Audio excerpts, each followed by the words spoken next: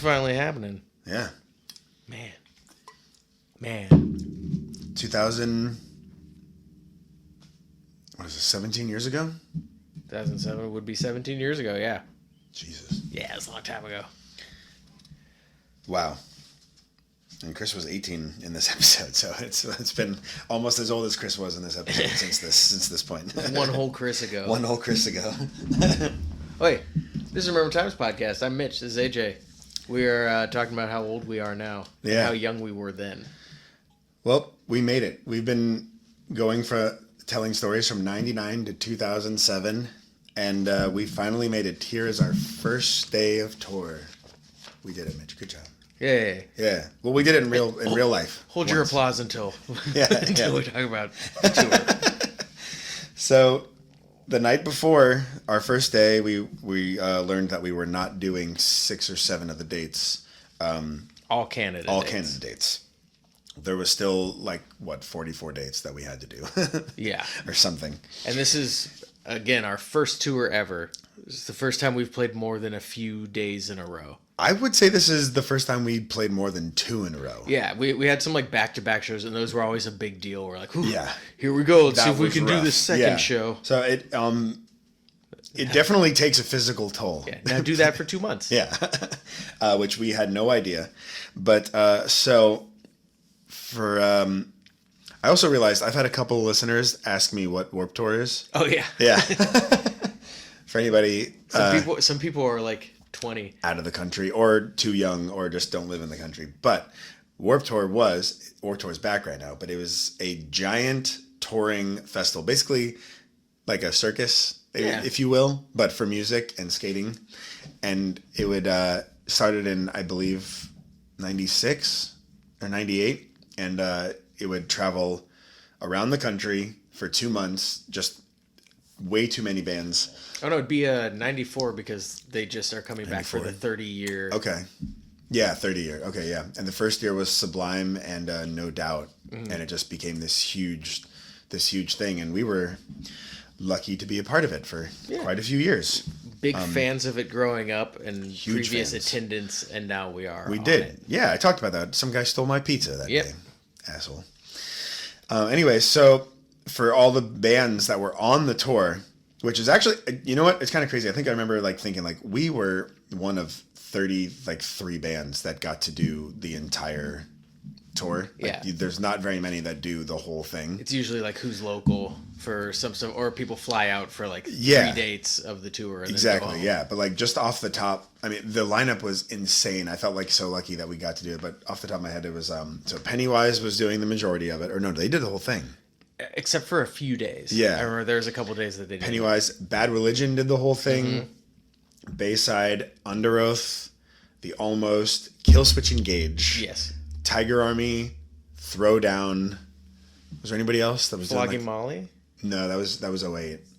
Man, I mean, just right there, that's insane. And Killswitch being our biggest musical influence at the time. Yeah, we're well, obviously we're going to become best friends with them. Yeah. Oh, Pepper, yes. I think Sum 41 did a couple dates. Yeah, it was insane. Greeley Estates was on it. Yeah, I'm sure I'll remember more along the way, but it was a very, very stacked lineup that we were super excited about.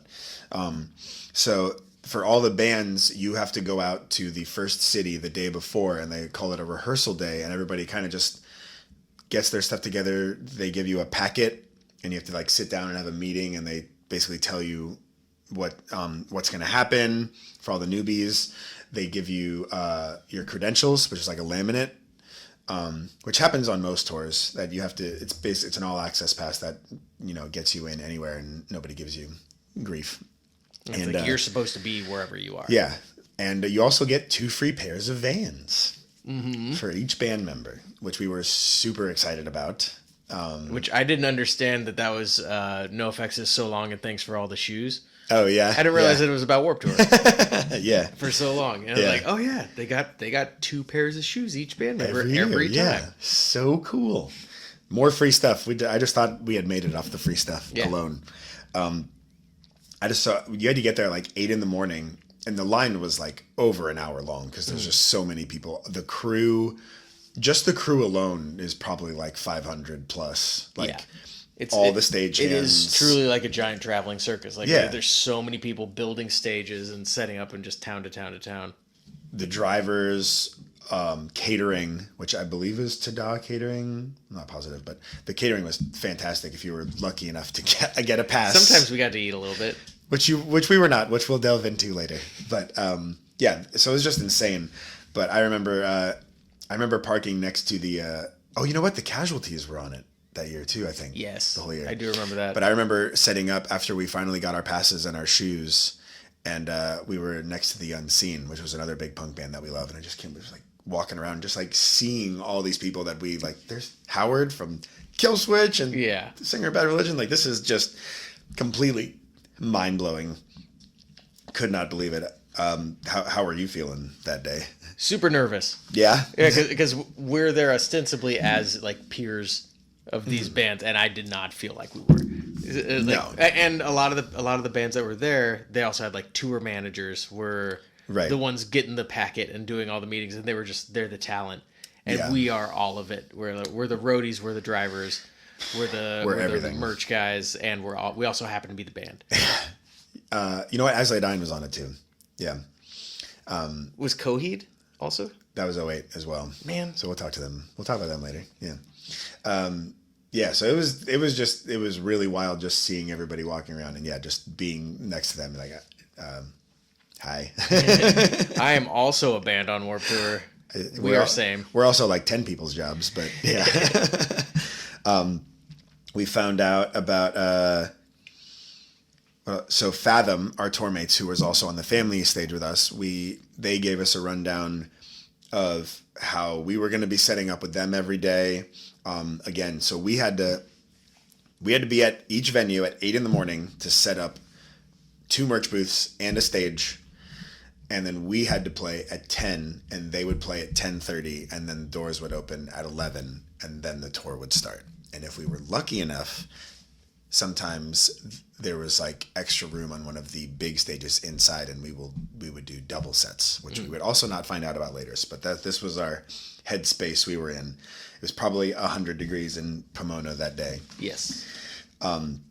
So that was the practice day or rehearsal day. A buddy of ours, Fran, who is a listener. Hi, Fran. Hey, Fran.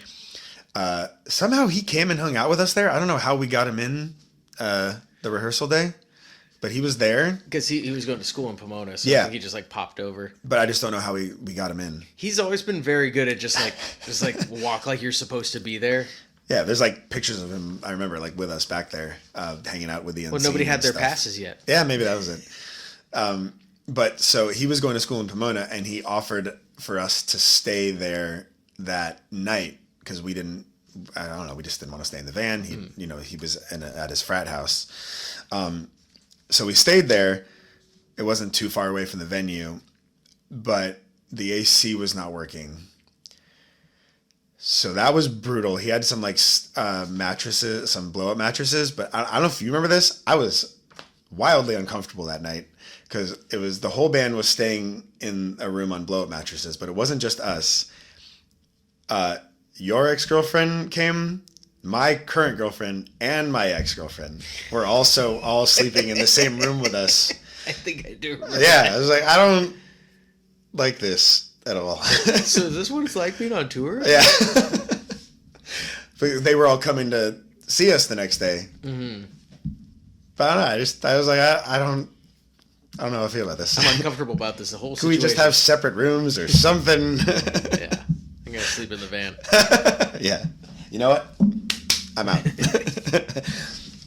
And so we had to wake up at like 7 the next day to get back to the venue because this was our very first day.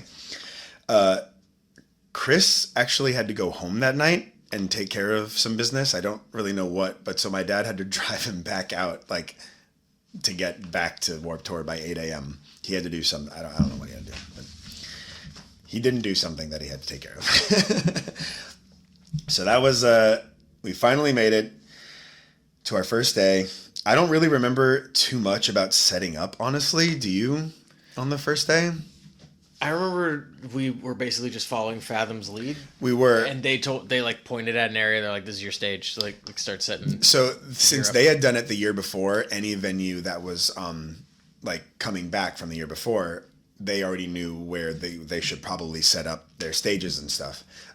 But so I think this was a direction that they gave us. We split up into 3 teams each morning. So we got up. We had to be at the venue at 8 a.m.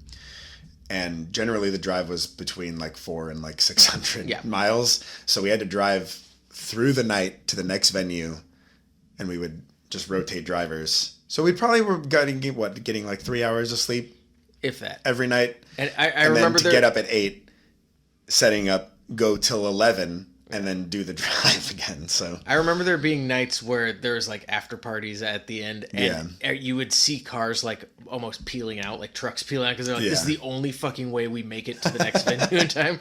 Like we have to go before sundown, otherwise we're not going to get there. Not going to happen. But so we split up into 3 teams. If I remember correctly, you were on flyer duty.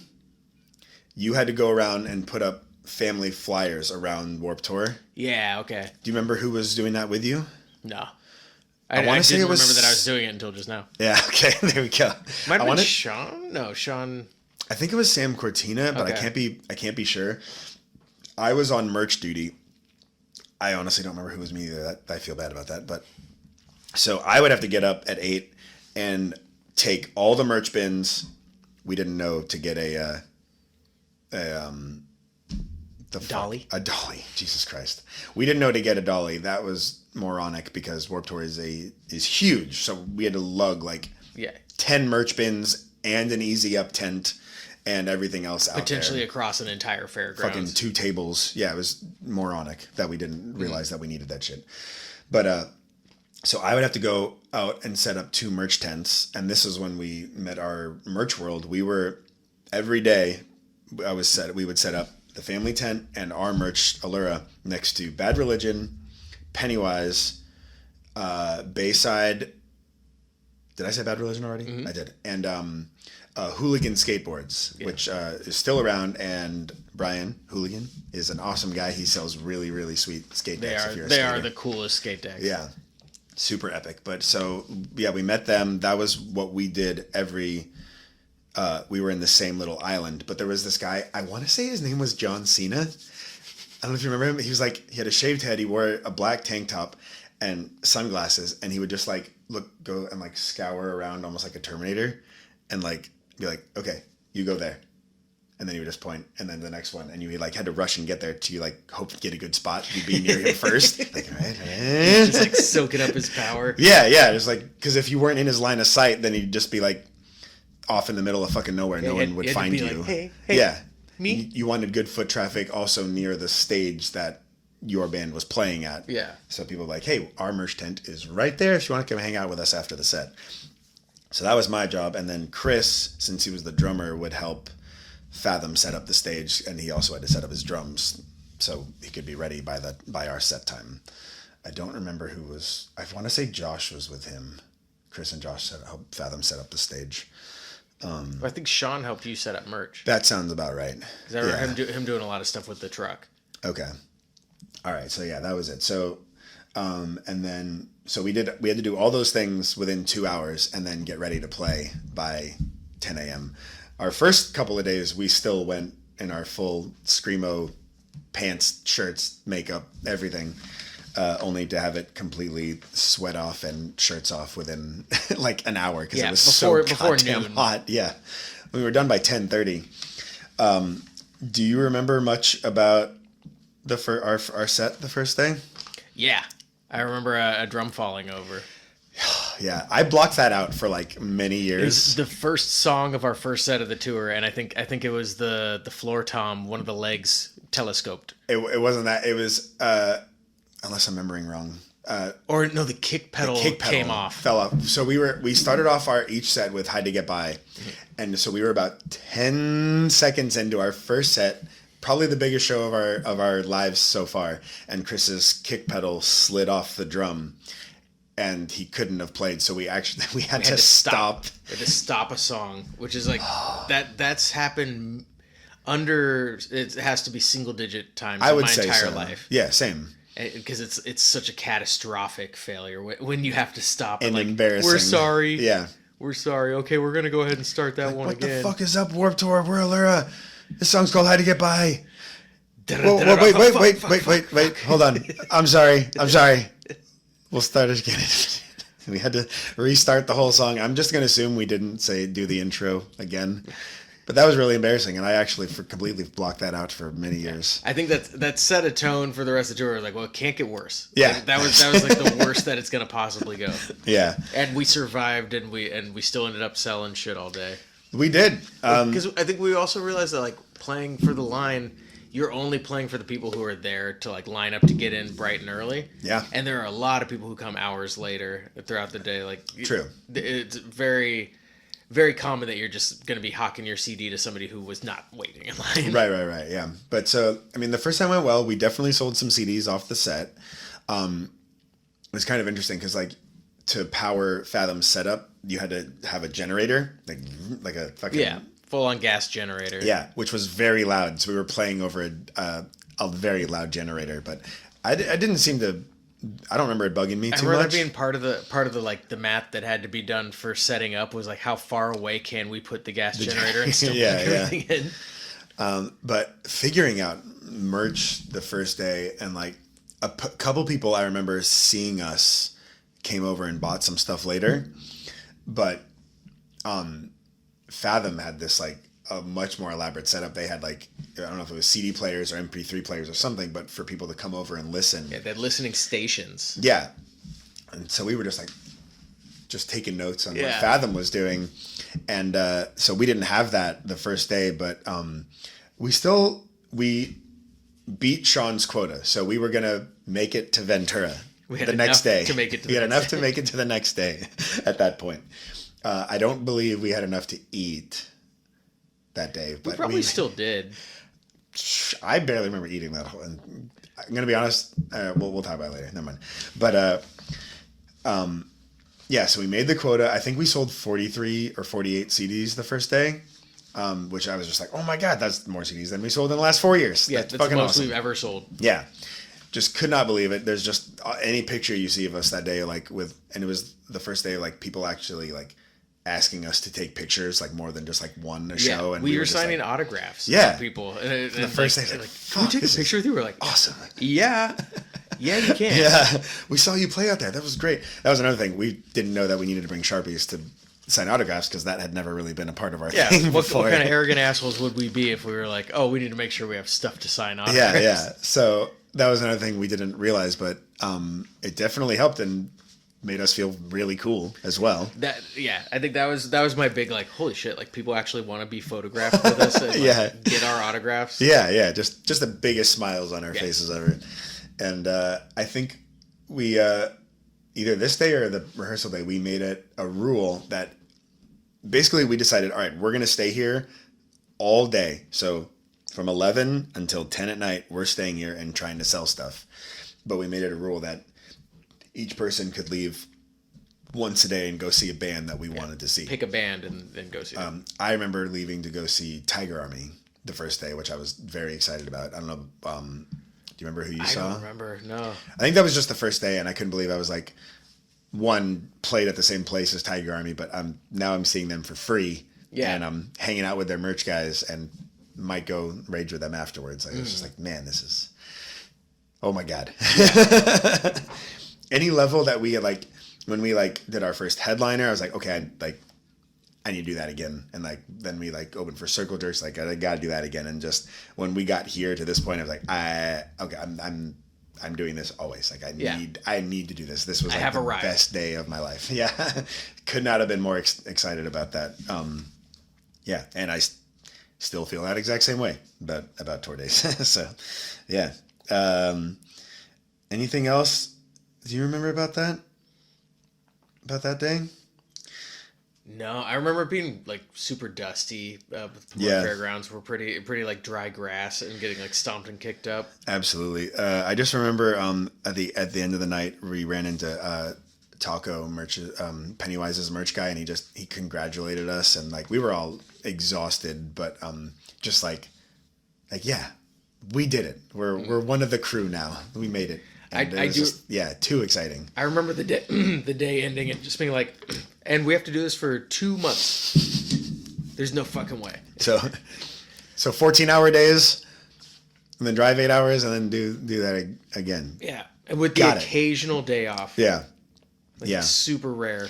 Yeah, it was a wild thing to wrap our heads around. Which, honestly, we didn't know any better because we never toured. But festival touring, especially for a band of our size, way more difficult than regular touring as well. So it was definitely like baptism by fire kind of deal. Like this was, we didn't know, but that was way worse.